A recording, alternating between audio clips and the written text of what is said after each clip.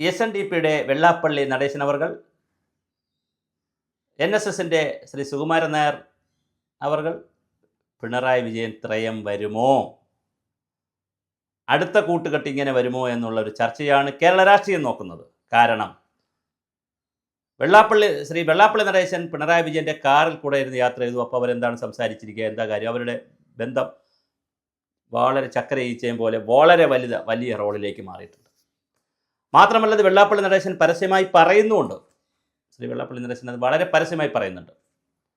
Communist പാർട്ടിക്ക് അതിൻ്റെ ഗുണമുണ്ട്, അവർ നല്ല ഗവൺമെൻറ്റാണ്, വിശ്വാസികളെ കൂടെ നിൽക്കുന്ന ഗവൺമെൻറ്റാണ്, സ്ത്രീകളെ ശബരിമല കയറ്റണമെന്നുള്ള കാര്യത്തിൽ ആ നിലപാട് ഗവൺമെൻറ് ഉപേക്ഷിച്ചു, ഇനിയിപ്പോൾ അതിൻ്റെ ആവശ്യമില്ല, പിന്നെ വനിതാ മതിലൊക്കെ കെട്ടിയത് സുല്ല്, പിന്നെ അങ്ങനത്തെ പഴയ കാര്യങ്ങളൊന്നുമില്ല, തങ്കമണി, പിന്നെ എന്താണ് ഓമന എന്നൊക്കെ പറഞ്ഞ് കുറച്ച് ആളുകൾ വന്നിരുന്നല്ലോ, സ്ത്രീകൾ രഹ്ന ഫാത്തിമ, ബിന്ദു അമ്മിണി, ഇങ്ങനെ കുറച്ച് സ്ത്രീകളെ അവിടെ കയറ്റിയിരുന്നു. അപ്പോൾ അതിൻ്റെ വിഷയങ്ങൾ രഹ്ന ഫാത്തിമയ്ക്ക് അറിയില്ലെന്ന് തോന്നുന്നു, മറ്റു 2 സ്ത്രീകളാണ് അവിടെ വന്ന്, ബിന്ദു അമ്മിണിയും മറ്റൊരു വനിതയും വന്നിരുന്നു. അപ്പോൾ അത്തരം കാര്യങ്ങളൊക്കെ അതെല്ലാം പോയ കഥയാണ്. ഇനി അതിൻ്റെ പുറത്ത് ഇനി തേച്ച് മാച്ച് കളയാം, അതിൻ്റെ പുറത്ത് വിഷയങ്ങളൊന്നുമില്ല എന്ന് പറയുന്നു. മാത്രമല്ല NSSൻ്റെ ഈ നിലപാട്, കഴിഞ്ഞ ദിവസത്തെ NSS ജനറൽ സെക്രട്ടറിയുടെ അഭിമുഖം, ഇംഗ്ലീഷ് പത്രത്തിൽ വന്നിട്ടുള്ള ഒരു അഭിമുഖം വളരെ പോസിറ്റീവായി ശ്രീ പിണറായി വിജയന് ഗുണം ചെയ്യാനുള്ള എല്ലാ സാധ്യതയുമാണ് എന്നാണ് വെള്ളാപ്പള്ളി നടേശൻ അവരുടെ വിലയിരുത്തൽ. അപ്പോൾ ചുരുക്കത്തിൽ ഞാൻ ആ തുടക്കത്തിൽ പറഞ്ഞ പോലെ വെള്ളാപ്പള്ളി നടേശൻ, അതുപോലെ തന്നെ NSSൻ്റെ സുകുമാരൻ നായർ ജനറൽ സെക്രട്ടറി, പിന്നെ പിണറായി വിജയൻ, ഇതിൻ്റെ ഒരു ത്രയം വരുമോ, അല്ലെങ്കിൽ ഇങ്ങനെ ഒരു രാഷ്ട്രീയ ചർച്ച കൊണ്ടുപോകാൻ കഴിയുമോ?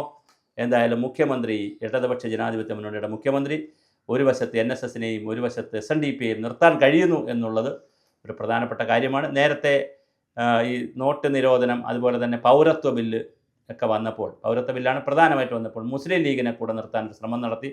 പക്ഷേ അത് വേണ്ടത്ര വിജയിച്ചില്ല. ആ 2 തെരഞ്ഞെടുപ്പിനും 19 സീറ്റ് വീതം കോൺഗ്രസ് കൊണ്ടുപോയി.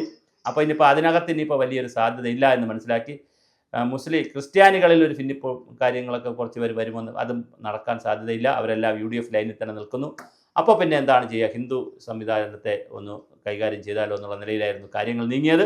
ഇപ്പോൾ ശബരിമല വിശ്വാസം സംഗമം നടത്തിയത് കൊണ്ട് ഇടതുപക്ഷ ജനാധിപത്യ മുന്നണിക്ക് ഒരു ഗുണമുണ്ടായി. NSSൻ്റെ നിലപാട്, ഗവൺമെൻറ്റിനോട് നിലപാട് കുറച്ചുകൂടെ അടുത്തു. വെള്ളാപ്പള്ളി നടേശൻ വളരെ അടുത്തു. അങ്ങനെ എന്തായാലും മൂന്നാം ഊഴം വരാനുള്ള സാധ്യത എങ്ങനെയാണെന്ന് നമുക്കറിയില്ല. ആ തെരഞ്ഞെടുപ്പിലേക്ക് കാര്യങ്ങൾ നീങ്ങുമോ എന്നാണ് നമുക്കിനി കാത്തിരുന്നു കാണേണ്ടത്.